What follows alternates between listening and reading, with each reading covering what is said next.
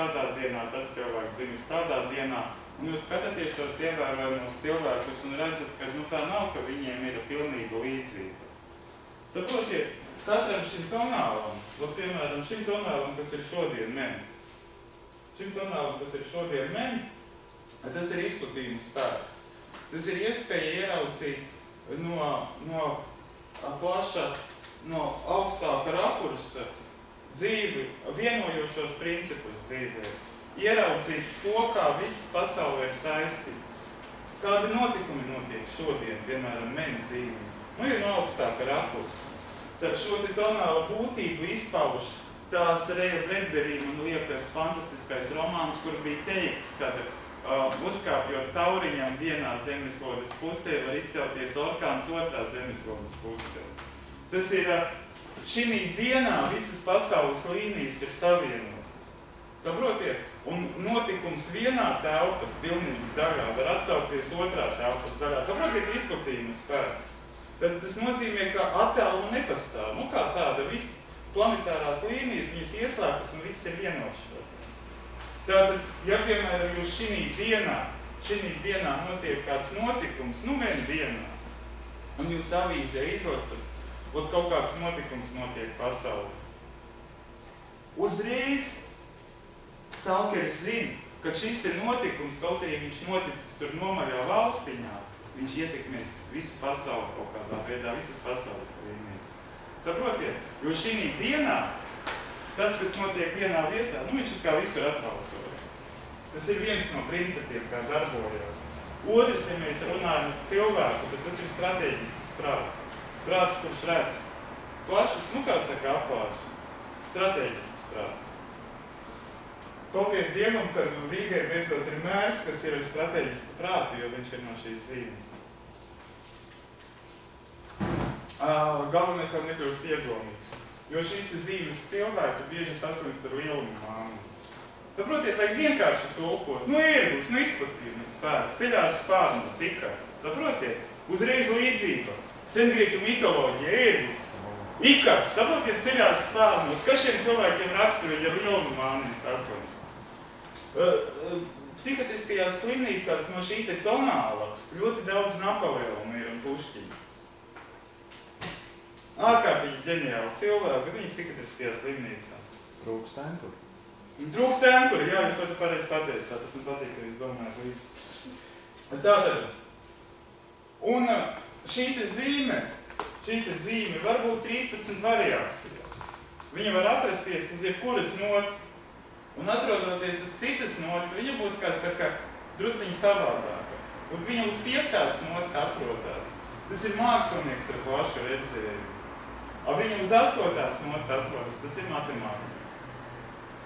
Arī plašs redzējums, bet šis sfēra. Viņa atrodas uz 10. nots, tas ir valdnieks ar plašu redzējumu, strateģiski plānotājs. Ušakovam uz 10. nots šī zīme, rakstīt priekš vadītāja ideāls aspekts. Galvenais tas, lai viņi nesamaitātu vide, vara cilvēku. To mēs vēl paskatīsimies. Tātad, kad mēs runājam, kā saka, par šiem tonāliem, jūs lasīsiet, kā saka, viņa raksturojumus un redzēsiet, ka kādreiz neatbilst. Vai ka notikums kaut kur noticis pasaulē, viņš it kā neatbilst tai vienā. Tātad pirmais neaizmirstiet korekciju, kā mēs runājam par saules ritmu. Saules ritms ir pulss, kas iet no saules. Sirds pukst un visā organismā tas pulss atbalsojās. Tātad saules pulss viņš visā sistēmā, saules atbalsojās. Un viņš nomainās neatkarīgi, vai šeit ir diena vai nakts. Piemēram, Meksikā viņš nomainās 6. Pēc interesantākais tas, ka zināšanas iespējams tāpēc ar saulrietu tieši. Iespējams tas, ka šīs zināšanas paglabātas Meksikā, jo senajās veidas tradīcijās diena sākās ar saulrietu. Sākās diena, no sākuma nakts, pēc tam diena. Un šeit ir kā vienlaicīgi ir gan astronomiskā diena sākās, gan tonāls mainās tieši Meksikā. Karlaša kalnā tieši viņš ar saulētu sākās. Un pats interesantākais bija atklājums, un viens no skolniekiem bija Kornvolā pārgājienā. Un man doda ļoti laba informācija, viņš tāds jūtīgs puika. Un jā, Kornvola Anglijā nomainās tieši 12. naktī, pēc mūsu laika nomainās tonāls Anglijā 12. 12. nomainās. Un tas atkal jautājums, kā tā Greenwichas meridiāns izvēlēts, laikam jau nejaušība nav. Bet uz Greenwichas meridiānu viņš nomainās tā enerģija 12. tieši pusnakti. Pretējā zemes pusē nomainīsies 12. dienā. Man viens cilvēks strādāja, viņš gribēja izskaitot, kurš vinnēja tenisa turnīrā, vai derības lietu. Bet viņš neņēma vērā, ka tenisa turnīrs notiek Sidnejā, Austrālijā. Un tāpēc kļūdījās, uzlika ne uz ko. Bija vēl iepriekšēji, tas ir Sidnejā, Austrālijā, vēl bija iepriekšējais tonāls. Tas ir viens no aspektiem, kas es uzskatu nedrīkst jūs samulsināt. Otrs aspekts ir, nezinu kāpēc sievietēm, kas dzimušas pēc saulrieta, vakarā vēl, sievietēm. Varbūt tāpēc, ka sievietes ir īņbūtne. Ļoti jūtama nākošās dienas tonāla ietekme, kas iestāsies. Dažreiz var pat sajaukt. Vispār cilvēki, kas dzimuši, teiksim tā, Latvijas teritorijā, kas dzimuši laikā no pulkstens 10 līdz 2 šīs stundās, no 10 vakarā līdz 2 no rīta, dažreiz jūtama nākošās dienas tonāla ietekme. Dažreiz varbūt kaut kāda apstāta. No 22 līdz 2, jā, no 22 līdz 2. Tā kā tur kāds piesardzības ir interesi tādas ir. Piemēram, vīriešiem, cik es strādāju ar vīriešiem tiešām, kā lai to pasaka. Ja, piemēram, es šeit pierakstīju, lai zinātu, kā man komunicēt ar jums, vai jums būtu vērtāk. Varbūt kāds no klātesošajiem ir dzimis līdz 2 naktī. Brīnišķīgi. Būs vienkārši. Nē, vispār. Es esmu to principā bez 5-12. Bez 5-12. Bet jums ir pierakstīts tā diena, kas... Bez 5-12 tas ir jā, tā diena. Tā, tas vienkārši ir. Jā. Bez 5-12. Jums nepierakstīja, mums 12 gadiem nāk. Viss tā ir dažreiz cilvēkiem, tur ir, kā saka, jāskatās uz sajūtu. Dažreiz mēs varam kļūdīties tonāli nosakot šī intervalā 10, 2. Tātad, ko? Ķersimies, kā saka, ķersimies pie tonāliem. Tātad, kad jūs skatīsieties pirmais, ar ko tad jāsāk, kā saka, šīs to lietas atpūst? Šodien mēs neskarsimies 13 vilni pagaidām klāt, tad būs nākamajās nodarbībās. Šodien iepazīsim, šitas ir kustība, šitas ir mērs, iepazīsim mēru, pasaules mērs, ar ko mērās šī realitāte, ar ko mērās atbildes.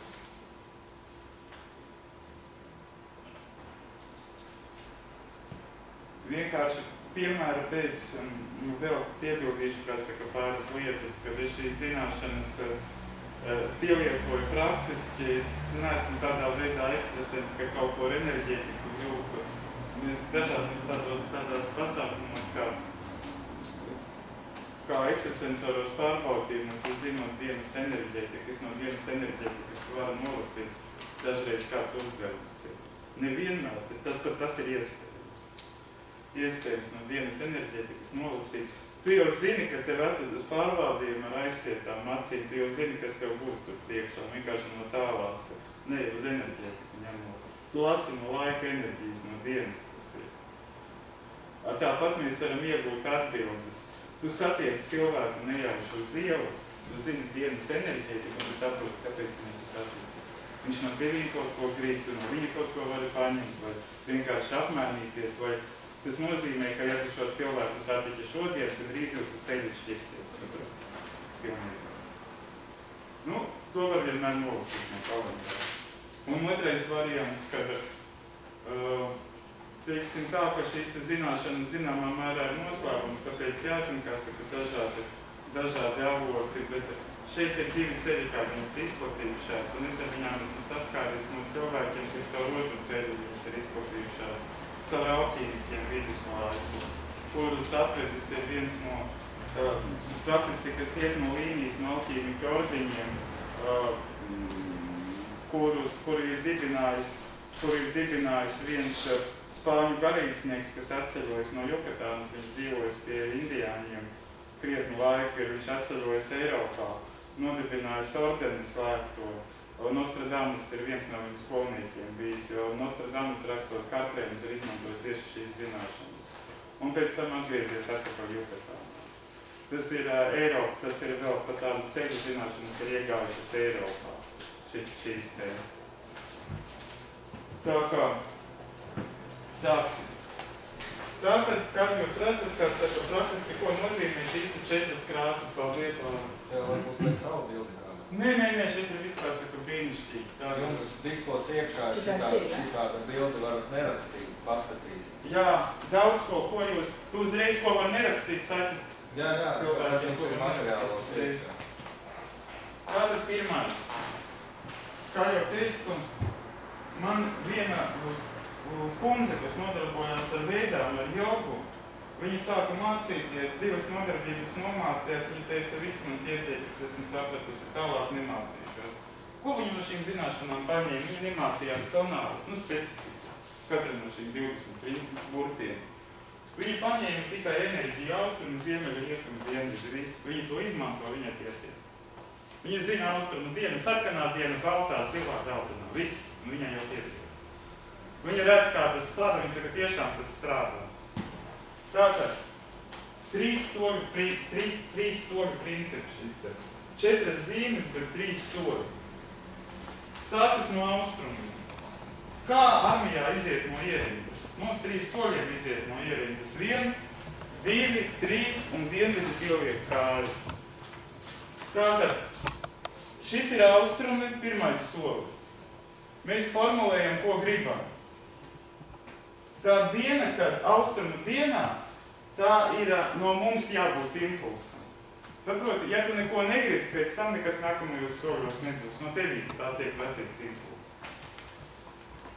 Varu vēl piebilst, ka ne pa 100%, jo visās vietās ir uzņēmumi, bet tātad, ko pēc tā? Ziemeļu diena. Tu esi austrumu dienā devis grūdienu, un ziemeļu dienā atbalsts. Tu sauc, tev atsaucās. Tu dod grūdienu, ziemeļu dienā vidi dod pretdarbību. Kas var notikt ziemeļu dienā? Ja ir izaicinājums, bijis tevi, spēks izaicinājums, tad ziemeļu diena var izsviest tev. Ja tev ir vēlme, ziemeļu diena izsvieš izaicinājumu, sāc tu uzprasījies, strādā. Tiec galā. Ja ir agresija cilvēkā, dusmas, tas ziemeļu dienu var izmest ienaidnieku. Dusmām sako bailes princips. Austrumi dusmas, ziemeļu bailes. Ievēroties vienmēr dzīvē tādu lietu. Šīs principi, viņi darbojās dzīvē neatkarīgi no kalendāra. Viņi darbojās kā matrices realitātes. Ja tev ir dusmas, tad gaida tev būs iemesls notikt. Neizbēgami. Tev būs iemesls pārvarēt bailes. Tātad šeit mēs grūžam vidi. Šeit ziemeļu dienā mēs gaidām, ko vidi iznesīs pretī. Rietumu dienā mēs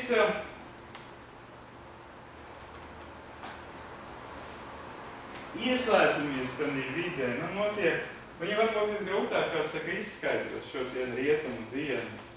Viņa var būt pilnīgi tukša un ļoti pilna. Rietumu dienā ir kaut kādā veidā, ja teiksim, kā saka, dzīve ir filma un mēs esam aktieri viņā, tad tas uz rietumu dienu attiecās 100%.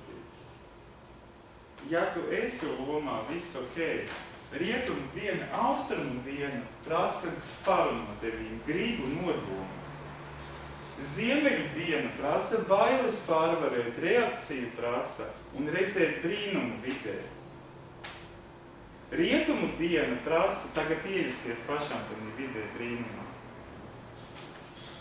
Ar mācībām būs, kā lai to pasaka. Šos te principus varētu izteikt tā. Austrumi mācos. Ziemeļi pārbauda praksē, ko esmu iemācījies. Rietumi iejūtos tamī, ko daru pa īsti.